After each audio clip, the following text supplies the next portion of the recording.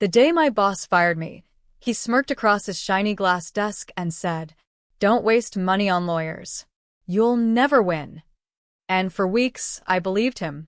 I was broke, embarrassed, and honestly ready to disappear. After 8 years of loyalty, I was thrown out like trash. He was powerful, he had corporate lawyers, and I was just me. But here's the part he didn't know. The tiniest mistake he made, a single scrap of paper, turned everything upside down. Before I tell you how that mistake saved me, do me a favor. Hit subscribe so you don't miss the next story, and drop a comment to tell me where you're watching from. I read every single one, and it means the world to know who's out there listening. Now, let me tell you how I almost lost everything until that 1% chance appeared. My name is Carla Jennings. I'm 36 years old, born and raised in Phoenix, Arizona. For nearly a decade, I worked as a payroll coordinator at a big distribution company off I-10. It wasn't glamorous, but I was good at it. I tracked hours, filed reports, handled the overtime checks, the kind of behind-the-scenes work nobody appreciates until it's wrong. My mornings always looked the same. I'd grab a coffee from the Circle K down the street, fight the desert traffic, and slip into the office before most of the execs showed up. I knew my coworkers' birthdays, their kids' names, even their favorite lunch spots. This company had become my second home. That's why when Mr. Harlan, my boss, called me into his office one Friday, I didn't think much of it. His office always smelled faintly of leather and whatever expensive cologne he drenched himself in. He leaned back in his chair, fiddling with his gold pen. "Carla," he said, "we're making changes. Fresh blood. You're not a fit for the direction we're going." I froze. "Excuse me? You're terminated. Effective immediately." I laughed nervously, waiting for the punchline. But he just slid a cardboard box across the desk. "HR will escort you out." 8 years. Gone in 60 seconds. The humiliation hit me before the anger did. HR walked me through the office like I was contagious. I could feel coworkers staring, but not daring to say a word. In the parking lot, the sun hit me like a furnace. But inside, I was cold. Over the weekend, reality sank in. My bills didn't care that I'd lost my job. Rent was due. The power company still wanted its check. I sat at my kitchen table staring at envelopes stacked like little threats. $1,200 rent. $340 car payment. $420 in credit cards. My balance? $263. I felt my chest tighten. My hands shook as I added numbers over and over, hoping they'd change. They didn't. A week later, I found out who replaced me. Not some expert, not some restructuring plan. No, it was Harlan's 24-year-old nephew. A kid fresh out of college who I had personally trained during his internship the summer before. That's when I realized this wasn't about my performance. It was nepotism, plain and simple. I tried to fight back. I called HR to demand my unused vacation payout, nearly $1,800. "Your balance was forfeited due to performance issues," the rep said in her practiced tone. "What performance issues?" I pressed. "I'm sorry, Carla. I can't discuss that." I emailed. No reply. I showed up in person, and a guard escorted me out like I was trespassing. The lowest moment came one night when I sat at the table with bills. I thought about pawning my mother's necklace just to buy groceries. My throat ached from holding back tears. I kept refreshing my bank app like a miracle might appear. A debt collector left a voicemail calling me delinquent. I unplugged lamps to save a few dollars. Sleep wouldn't come. My heart thudded in my ears while the ceiling fan chopped the dark into slow, useless pieces. Harlan's words haunted me. "Don't waste money on lawyers. You'll never win."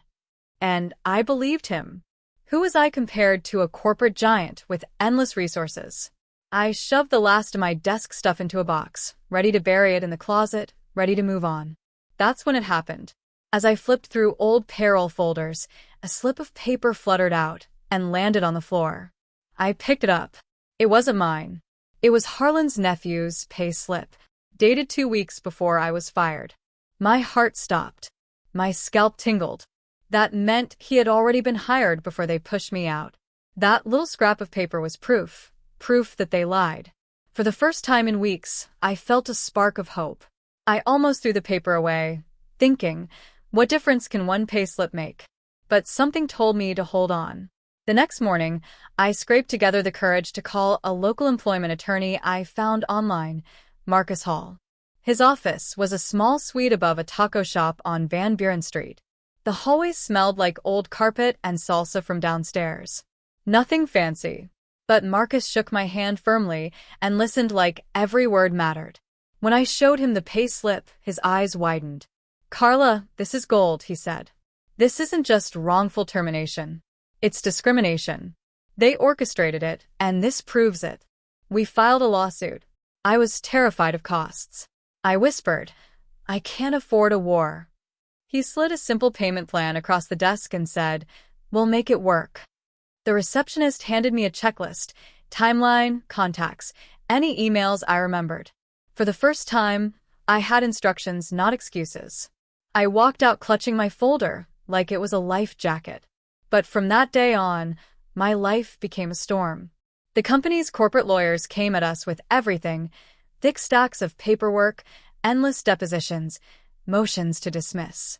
At every hearing, it felt like the judge leaned their way. Even Marcus muttered one night after a brutal session, "I won't lie, Carla. It's not looking good."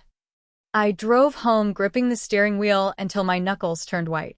The pay slip that once felt powerful now felt like a flimsy shield against an army.